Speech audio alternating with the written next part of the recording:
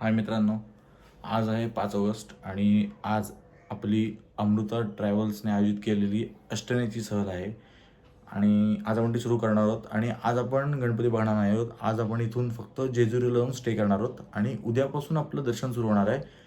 मी तुम्हाला जेवढे गणपती मला पॉसिबल होतील तेवढे मी तुम्हाला दाखवायचा प्रयत्न करीन. त्या मंदिरांचा इतिहास, त्या गणपतींचा इतिहास, त्या गणपतींची नावं कशी पडली, ते कोणी स्थापन केले, त्याचं काम कोणी केलं आहे, गाभाऱ्याचं काम कोणी केलं आहे, मंदिराची रचना, या सगळ्याबद्दल मी जास्तीत जास्त माहिती द्यायचा तुम्हाला प्रयत्न करणार आहे. आणि आता आपण जस्ट घातल्या कपड्यांवर जाऊ. आता आपण थोड्या आवरू वगैरे आणि आपण 2 वाजता इकडे निघू. आणि हा ब्लॉग तुम्ही पूर्ण बघा. ह्या ब्लॉगचे टोटल 3 पार्ट होतील. आजचा एक प्रवासाचा भाग होईल, उद्या 3 ते 4 गणपती आणि परवा 3 ते 4 गणपती आणि 8 तारखेला आम्ही रिटर्न येऊ. मित्रांनो, आता आमचं आवरून झालं आहे, जेवण वगैरे झालेलं आहे पूर्ण.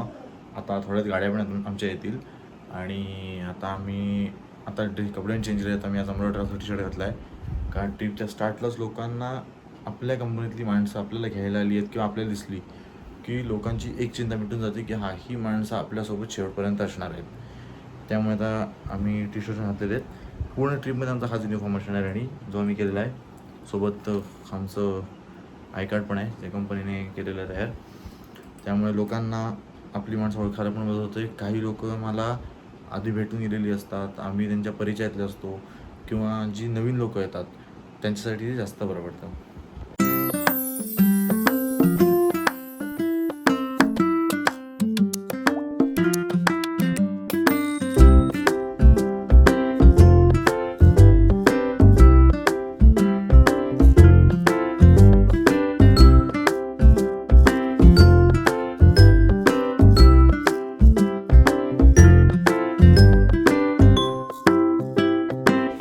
साधारण आता निघून आम्हाला 2 तास झालेत आणि आम्ही आता एका ब्रेकसाठी थांबलो आहे. टी ब्रेक आहे आणि वातावरण खूप सुंदर आहे, तुम्हाला दाखवतो.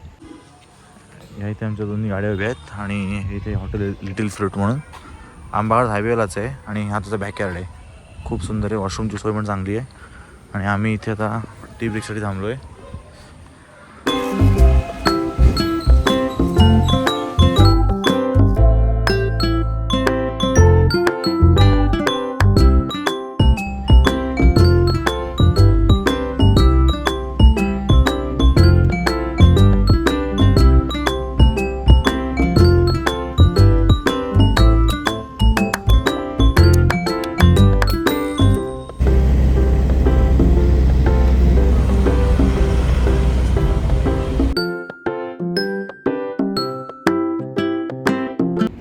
मित्रांनो, आम्ही आता अजून एक परत ब्रेक घेतला आहे कारण की आम्हाला हॉटेलला पोचायला साधारण 2.5 तास आहेत आणि तोपर्यंत सगळ्यांना जरा आपले एज ग्रुप मिक्स असल्यामुळे सगळ्यांना थोडं फ्रेश व्हायचं असतं, पाय मोकळ्याचा पाय आखडतात बसून बसून. त्यामुळे आपण सरळ ब्रेक घेतला आहे. आता आपल्याला इथनं 2.5 तास अंतर आहे, पण आपण हॉटेलला जेवणच जाणार होतो वाटेत आणि क्लायमेट पण आज खूप चांगलं तुम्हाला दाखवतो.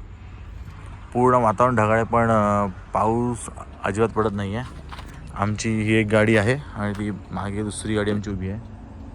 सगळे सर्व प्रवासी आतमध्ये तिथे हॉटेलमध्ये जाऊन चहा कॉफीचा आनंद घेत आहेत. आणि मेन म्हणजे अजून एक अपडेट की कराडच्या पुलाचं जे काम चालू होतं ते आता काम पूर्ण झालं आहे आणि तो पूल आता त्यांनी पूर्ण ओपन केला आहे. कुठे डायव्हर्जन नाही आहे किंवा काही प्रॉब्लेम नाही आहे. खूप सुंदर पूल आहे, खूप सुसाट आहे. खूप वेळ आमचा कव्हर झाला, त्यामुळे आम्ही साधारण 10 ते 15 मिनटं तरी नक्कीच कव्हर केली आहेत.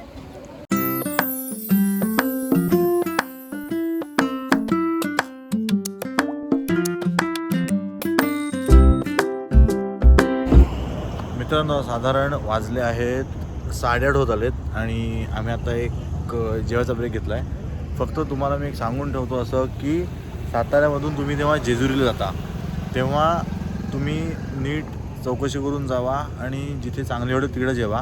का मधला रस्ता बऱ्यापैकी खराब आहे आणि रोडला हॉटेल्स कमी आहेत. मिक्स हॉटेल भरपूर आहेत पण बऱ्यापैकी म्हणजे अदर हायवेपेक्षा म्हणजे बाकी हायवेपेक्षा ह्या हायवेला हॉटेल बऱ्यापैकी कमी आहेत. पेट्रोल पंप आहेत, व्यवस्थित आहेत, तो काही प्रॉब्लेम नाही आहे. फक्त हॉटेलचं लक्षात ठेवा. आणि आम्ही आत्ता थांबलो आहे पेट्रोल पंपाच्या इंडियनसमोर पेट्रोल पंप आहे, त्याच्याबरोबर समोर हॉटेल जगदंबा म्हणून आहे. हा समोर इथे पेट्रोल पंप आहे इंडियन ऑइलचा.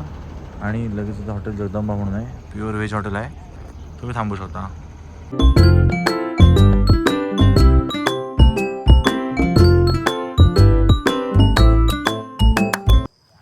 मित्रांनो, आम्ही आत्ताच हॉटेलला पोचलो आहे मल्हारगडला. सगळ्यांना खूप जमले आहेत, सगळ्यांना रूम अलॉट केल्या, सगळे रूम चांगले आहेत, सगळ्यांचे रिपोर्ट घेतले. आणि हे बघा, बघू शकता मागे ही प्रॉपर्टी आहे, खूप सुंदर आहे. ह्याचा व्हिडिओ मी उद्याच्या ब्लॉग मी नक्की टाकीन. जेवढा एरिया पॉसिबल आहे कवर करणं तेवढं मी एरिया कवर करीन. बाकी हॉटेल खूप छान आहे. मेन म्हणजे मंदिरापासून हे हॉटेल फक्त 500 मीटरवर आहे. तुम्हाला इथून रिक्षेने जायची सोय आहे. हॉटेलच्या काउंटरशी बोला की तुम्हाला रिक्षेची सोय पण ते करून देतात. आणि उद्यापासून आपण बघणार आहोत अष्टविनायक आणि त्यांची माहिती पण जेवढी पॉसिबल होऊ शक्य तेवढी देणार आहे मी.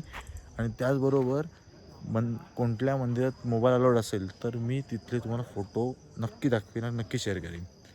थँक्यू.